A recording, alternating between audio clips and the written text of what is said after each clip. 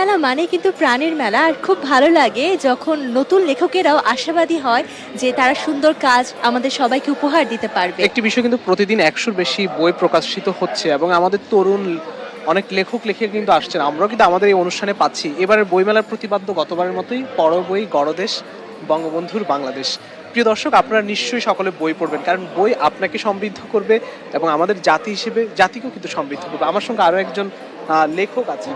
আমরা একটু খুবই চমৎকার একটি বই এবং তার নামটিও খুনসুটি নাকি প্রেম, আজহারুল আল আজাদ, আপনাকে স্বাগত জানাচ্ছি আমাদের দেশ টিভির এই অনুষ্ঠানের পক্ষ থেকে। কি আছে একটু যদি বলেন। ধন্যবাদ। উপন্যাসের বই নিশ্চয়ই। ধন্যবাদ আপনাকেও। ফাগুনের মলাট আজকে আসতে পেরে আমি নিজেই কৃতার্থ হয়েছি। আমি গতবারও ফাগুনের মলাটে এসেছিলাম এবং ফাগুনের মলাটের পক্ষ থেকে ভাষা শহীদদের প্রতি বিনম্র শ্রদ্ধা জ্ঞাপন করছি। আমার বইটির নাম হলো খুনসুটি নাকি প্রেম। মানুষ জন্মগ্রহণ করার পরে একটা বয়সে পৌঁছার পরে দৃশ্যমান বা অদৃশ্যমান কিছু ঘটনায় জড়িয়ে পড়ে এবং তাড়না দিয়ে যায় এক সময় যুবক বয়সে। সেই তাড়নাকে থেকেই অমোঘ প্রেমের সৃষ্টি হয়। এটা কি আপনার জীবনধর্মী উপন্যাস?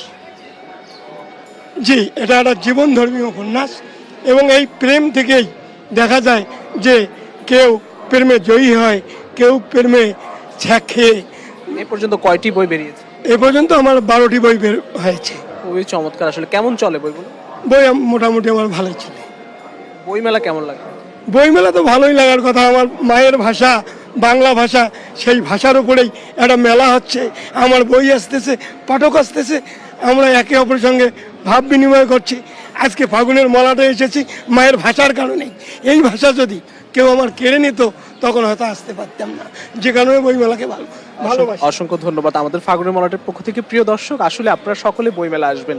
মায়ের ভাষা বাংলা, বাংলা আমার অহংকার, বাংলাই আমার গৌরব। আপনারা নিশ্চয়ই বাংলায় একটি বিষয় কিন্তু বলতে চাই, আমাদের বাংলার যে প্রচলন সেটি আসলে সরকারিভাবে হয়েছে, বাট এখনো বেসরকারিভাবে অনেক জায়গায় বাংলার সেই প্রচলন শতভাগ কিন্তু হয়নি। সেটি নিশ্চয়ই আমাদের দরকার, কারণ মায়ের ভাষাকে টিকিয়ে রাখতে বাংলার প্রচলন সর্বত্র হতেই হবে। এবং একটি বিষয় কিন্তু ভাষার কারণে একটি জাতি টিকে থাকে এবং একটি জাতি থেকে একটি রাষ্ট্রের জন্ম হয়, কিন্তু ঠিক যেমনটা আমাদের বাংলাদেশের জন্ম হয়েছে একটি ভাষা থেকে। একদমই তাই। আর মায়ের